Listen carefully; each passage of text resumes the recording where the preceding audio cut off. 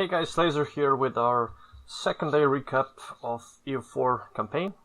Right now I'm on Malacca, which is probably the most interesting country right now, as they are the fastest country to grow in the previous session, growing from I think roughly 200 development to what is right now I believe 500.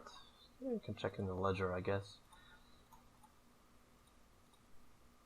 Yeah, Malacca has 502 development, which is insanely high, and they are yet going to expand even further. I'm guessing they're going to annex Brunei and colonize the rest of the Indonesia here. They still have a very good potential for growth in the third session. I expect them to colonize all of this area. I'm not sure if they made some deals with Japan. They probably did, unless they decide to fight Japan, which I don't think is the best interest for them right now, as they can just peacefully grow. They don't need to fight, and fighting wars is expensive, so you don't really want to do that unless you have no other choice. Ming over there is growing pretty much the same way they did in the first session. I think they expanded slightly towards the south. Yeah, I would say that they did. Anyway, Japan managed to pick off from the first session, and they are in a much better shape right now. They have some decent tech, considering that they are Chinese tech group, which is 60% penalty. Anyway, moving towards Europe, nothing much to talk about Asia really, just everyone is growing slowly. And our India guy died. I think we're gonna have a new India player just for the sake of balance in the next session. Probably on Bahman's, or I don't know, one of those 4 countries, I guess. Delhi, Gujarat, or Orissa. Not sure. Anyway, the situation in Europe has changed, I would say dramatically, but I don't know if most of the people expected it to be that way. So the initial war that was still ongoing through the previous session, and that was started in the first one between Muscovy and Timurids, ended in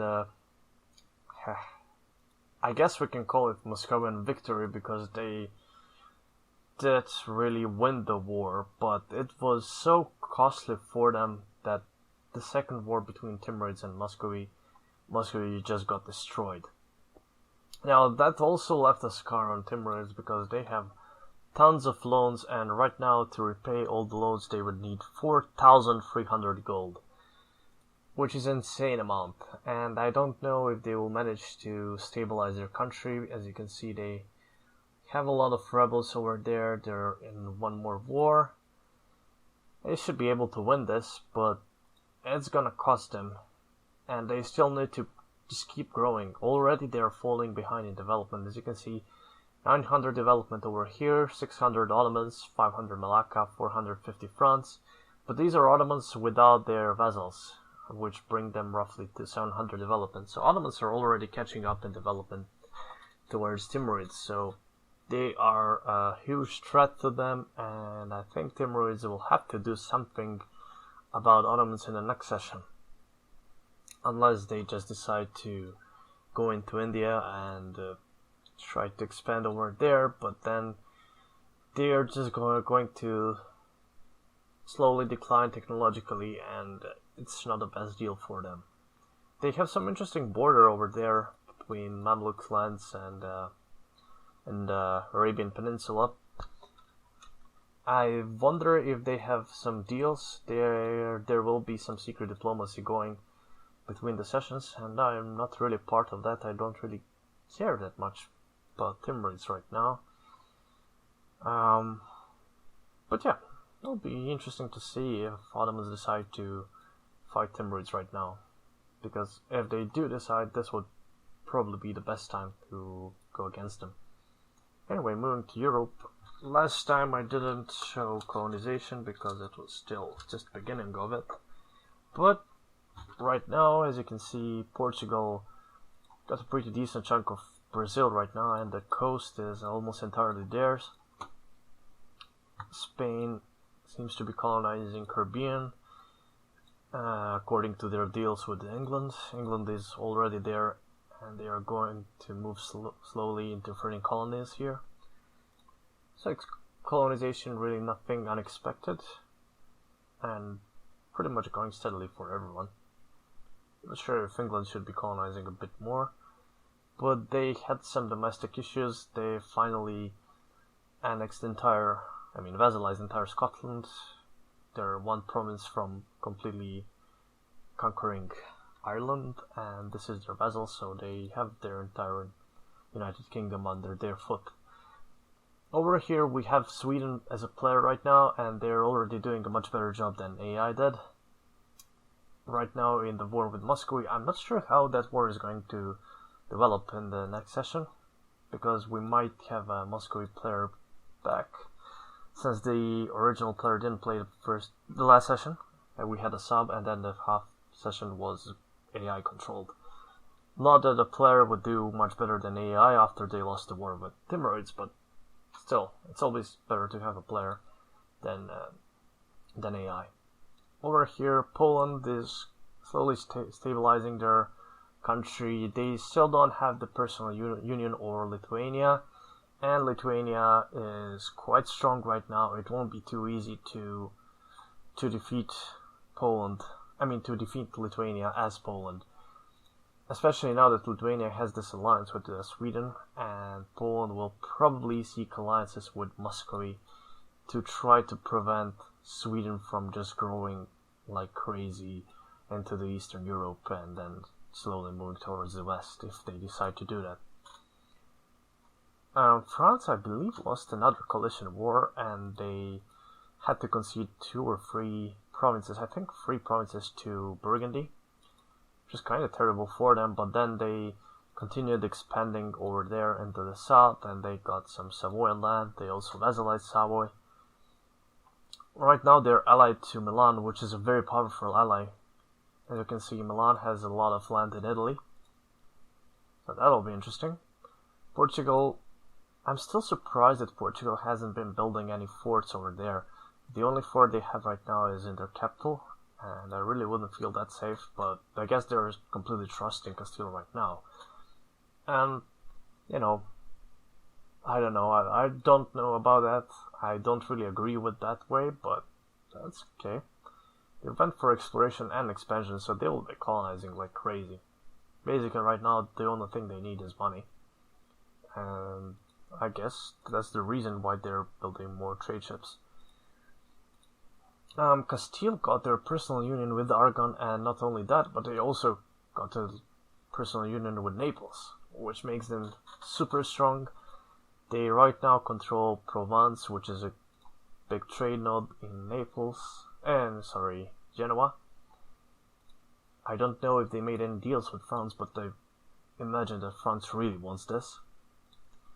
And right now, I was thinking before the session, since Castile didn't have a personal union over Aragon, and Castile wasn't really that strong yet, they were only focusing on colonization, they would have probably given this Provence to France, but now that they actually have this super PU over Naples and Aragon, they might decide to just fight France, because really, they can do it. And France has already another coalition against them, although it's a really small one, but I imagine that they have truces with everyone else. And Burgundy is quite strong. Going into this session, I was testing a bit, and I got just a royal wedding with the Burgundy before 1500. And actually, I, as Serbia, got a Burgundian inheritance, which is crazy. Austria was on 4 provinces still, and they were just too small to inherit it. I guess France didn't get it for some reason, and then it just went to me because I had the highest prestige of all the royal marriages with Burgundy. So that was really insane, but unfortunately it didn't happen in the game, in the actual session. So, yeah, it was my backup plan, and I was kind of hoping that would happen, but of course it didn't.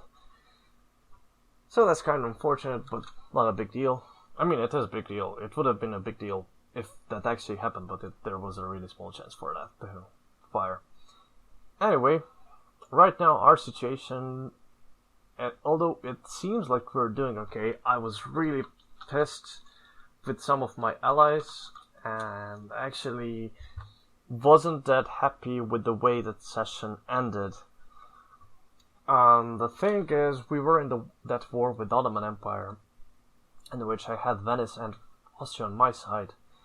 Now, initially, I wanted to beat Ottomans, get some of the stuff in Bulgaria, and then vassalize Wallachia, which was the main reason for the attack on the Ottomans. I really didn't have to fight them at that point because all of this Greek coast was Venetian coast, basically.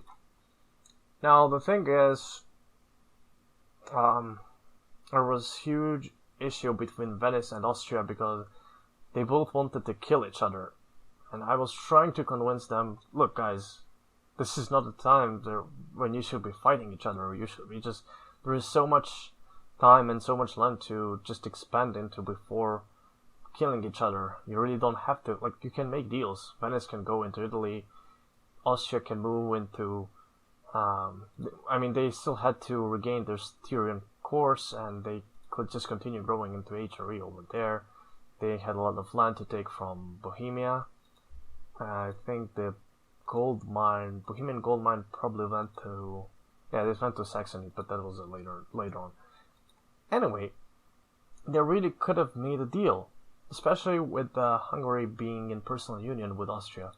Now the thing is, during the war, Venice supported Hungarian independence. I've somehow managed to convince Venice to stop supporting Hungarian independence so Austria could stabilize and help us in the war, but then Austria got stubborn and didn't want to provide enough help.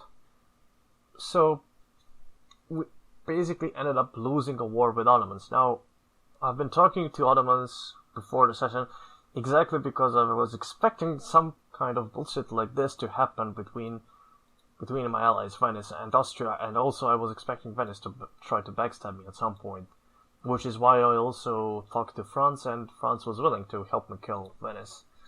But anyway, that was just like for the later stage of the game. So I decided to accept a peace deal with Ottomans, basically allowing them to get a separate deal with Venice in which they would win the war and then they would just concede Bulgaria to me.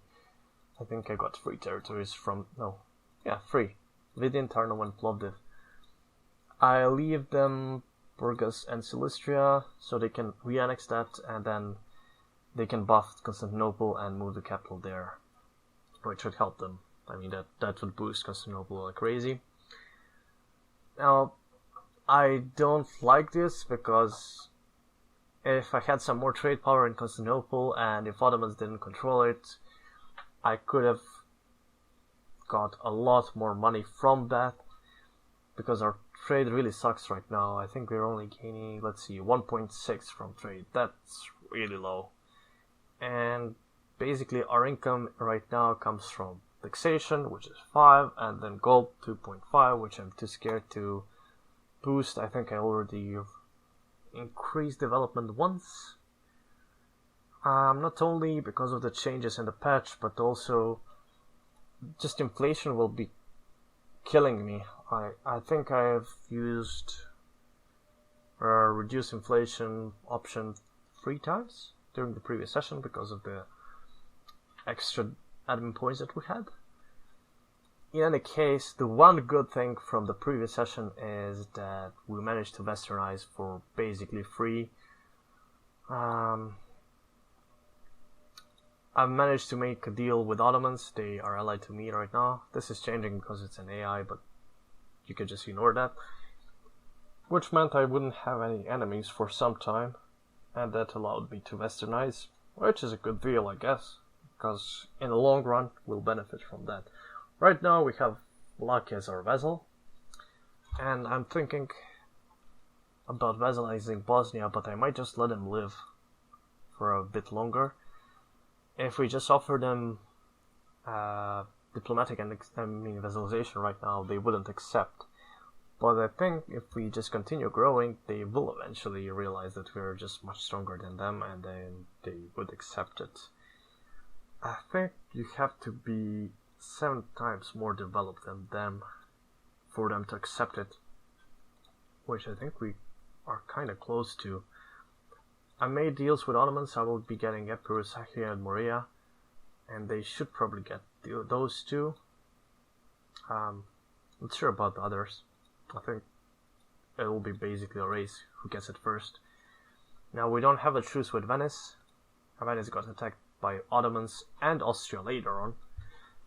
Like that was the second war between Venice and actually the third war between Venice and Ottomans. They lost a lot of land. They got screwed by Ottomans. Ottomans promised to help them against Austria if they just peace out. So Venice surrendered that war against Ottomans, and then Ottomans just screwed them over and not joined them in the war against Austria. So Venice lost yet another territory. And they lost, I believe, Dalmatia to Hungary, which really pissed me off because I told Austria 3 times not to take Dalmatia because I wanted. But they did it, and I'm hoping that they will actually realize that and will give it to me during the next session. Now the thing is, if you remember, Austria had a lot of aggressive expansion towards entire HRE, so the conventional way of just declaring war on Styria and getting their core claims back, cores back, wouldn't work because of the aggressive expansion they would get from it. So Saxony and I helped them in that war, and we just forced Styria to return cores to Austria, which worked. The same way, we basically paid diplo points instead of aggressive expansion, which is much better. So Austria is kinda climbing back to their initial state, and they should be in a decent shape during the next session. I do not know about any of their plans. They might be trying to ally with France and try to prevent Super Spain from annexing entire Italy and further expanding into France, which I really don't think they will try to, because their goals right now, I know, are colonizing Caribbean and expanding into Northern Africa, which might get them into a clash with Ottomans, but it's really interesting diplomacy here. Now, I've been talking a lot about what happened during the previous session and a lot about diplomacy, but I haven't talked about developing my own country, which is something I really wanted to do here. And right now, you'll notice that we are kinda slacking in technology, like compared to Ottomans, which have 747. We have right now 637, so it's not really that terrible, but they have far more ideas than we do. Right now we have only influence, and even that is not finished. But that is mostly due to westernization. It took a lot of points from me, but eventually we'll be able to pick up, and that early westernization will pay off in the long run. Now, right now, my biggest dilemma is, initially I was thinking whether I should go defensive or economic first. But then I ditched defensive because we don't have to fight any wars right now. We are allied to Ottomans, we're allied to Austria. Poland really can't fight us because they have other things to worry about. They haven't got their personal union with Lithuania back. They still have to fight. I believe they'll be fighting Sweden at some point. Also, they'll probably try to fight Bohemia, so they have a lot of people to fight. Also, I don't know about deals between Poland and Austria. I know that Poland wanted some stuff from Hungary, but will Austria be willing to part with those? I'm not sure. Anyway, that brought me back to my first dilemma, which is whether I should go for innovative or economics. Now, economics right now are much better because I need that inflation reduction, which would mean I could develop my gold mine, I could get more money, I would get rid of my inflation slowly, and all in all, economics are really the best idea for me right now, because we'll be staying here for quite some time. There is not much land I can expand into, so we just have to focus on developing our own country. Which is not the best case for EU4 games, but I have to go with with the diplomatic situation. There's nothing much to do. Now the thing is, innovative is not that great. What I like about innovative is technology cost -5, even though our technologies will be really cheap because we are behind in tech and also we are westernized. So it's not that great as it seems. Mercenary cost is really good. Prestige decay is actually more important with new patch. Possible advisors. It's completely ignorable. Reduce inflation cost. I would rather not spend my admin points on reducing inflation. I would rather have it going down slowly. Leaders without upkeep is actually very good. Advisor cost -25% is amazing. And the one thing I like the most about innovative is optimism. Monthly war exhaustion -0.05. Now that might not look as a huge deal, but in prolonged wars this is insane thing to have, and probably one of my favorite ideas of all. This means you don't have to spend diplo points on reducing your war exhaustion. This also means that you don't have to wait for your war exhaustion to get up to 2 before starting reducing it. It also means that you can stay in wars much longer. You take less damage from every battle, and you can just fight attrition wars so much more effectively. And this combined with defensive ideas would mean that we will basically no one will be able to fight efficiently against us, because we can fight with less troops and still make very nice gains. And like every time they go and siege our stuff, even if we lose the siege of one of our forts, it won't be such a huge deal because we'll still have that ticking negative war exhaustion.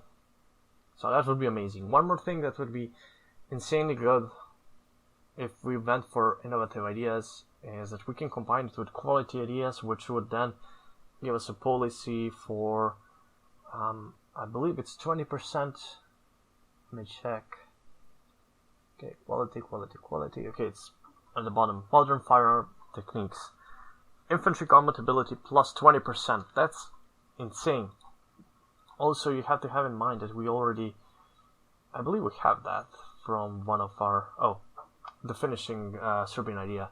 Infantry combat ability plus 10%. So that would mean we would have plus 30% infantry combat ability.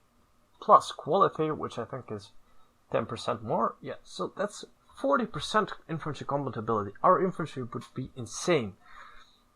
Now, all that is great, but the thing is, if I go for innovative, it would delay economic ideas. And economic ideas are basically a must for us right now. I really have to get them because otherwise we'll have no money. I mean, yes, we have some decent income right now if you compare us to some other countries. Let's see. Okay, Milan is AI. Austria has 18.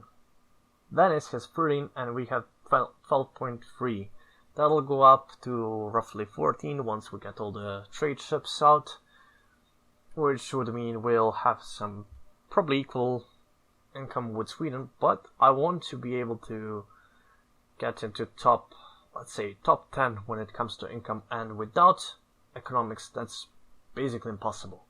Even if we expand a lot, without economic ideas, I don't think it's possible. So next session I'll most likely go either for economics or defensive ideas if I notice that we could get into some troubles, whether some of our allies betraying us or some new people coming into area and wanting my land, which I don't think it's most likely going to happen, so I think we'll still go with economics.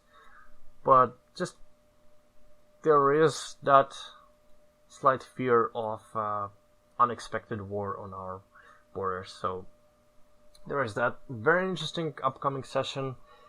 Make sure you stay tuned for Sunday. I'll be streaming the entire session. Also, Gaku and no one's playing Ming and Malacca will be streaming that game. I don't know if Creamlord playing England will be streaming. I know he started streaming Victoria, but I'm not sure if he's going to stream EU4 game. Anyways, guys, thanks for watching.